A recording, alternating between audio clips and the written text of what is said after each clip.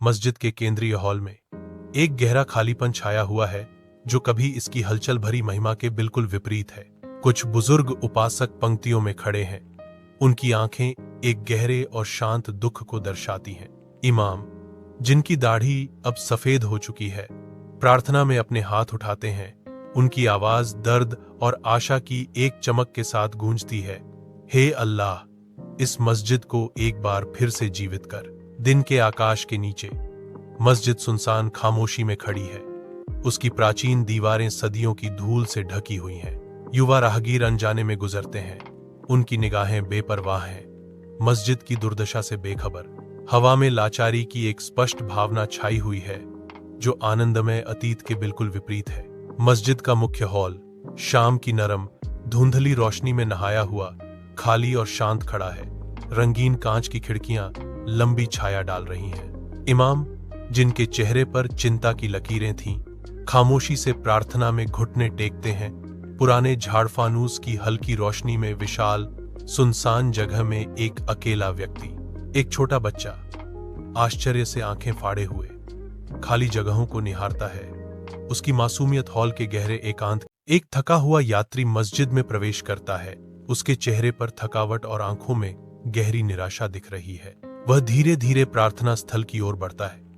उसकी चाल उसके बोझ के वजन से भारी है। मगरिब की नमाज के बाद वह एक कोने में चला जाता है, सिर झुकाए, अपने ही खामोश दुख की दुनिया में खोया हुआ। शाम के दीपों की कोमल चमक में इमाम यात्री के पास आते हैं। उनकी आवाज कोमल और करुणामय है। बताओ मेरे बेटे, तुम्हारे दिल पर क्या परेशानियां भारी पड़ रही हैं? यात्री कंधे झुकाए अपनी निराशा व्यक्त करता है। मैं कई दिनों से भटक रहा हूं, रोजगार की तलाश में, लेकिन हर दरवाजा मेरे सामने बंद कर दिया गया है। हार से भारी उसकी आवाज में यात्री ने निष्कर्ष निकाला, निराशा ही मेरी एकमात्र साथी बन गई है।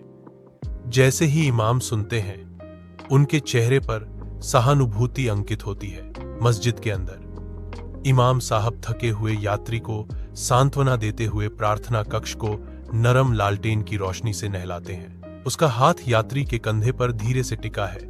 यात्री की आंखें, जो कभी निराशा से भरी थीं, अब कृतज्ञता के आंसुओं से भर गई हैं। यात्री पर एक गहरी शांति छा जाती है। जैसे ही इमाम साहब की आवाज गूंजती है, चिंता मत करो मेरे बेटे, तुम। एक मस्जिद में इमाम साहब की मधुर आवाज एक यात्री की कहानी सुनाती है।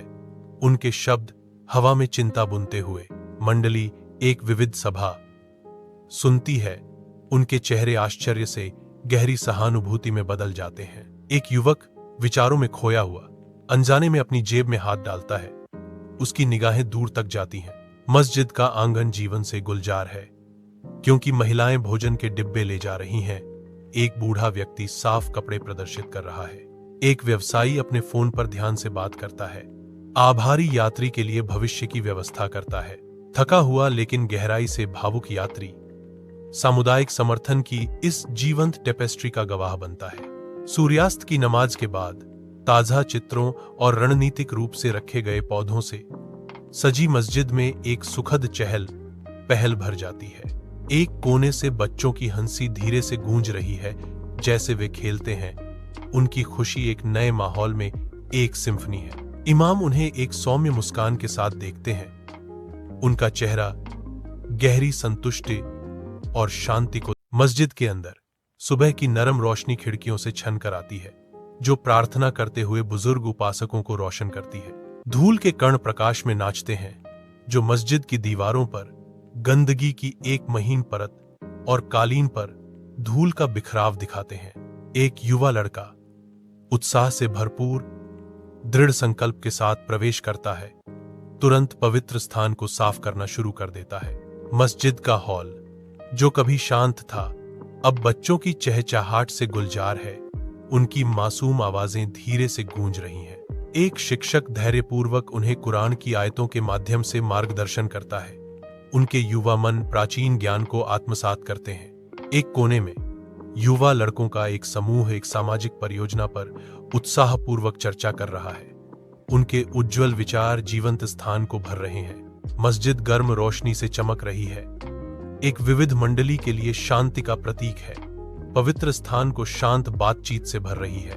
एक वृद्ध महिला जिसका चेहरा शांति से कोमल हो गया है, अब गहन शांति का अनुभव कर रही है। चिंता की रेखाएं मिट गई हैं। मस्जिद अपने पवित्र दीवारों के भीतर हर आत्मा को गले लगाते हुए अपनेपन और शांति के अभयारण्य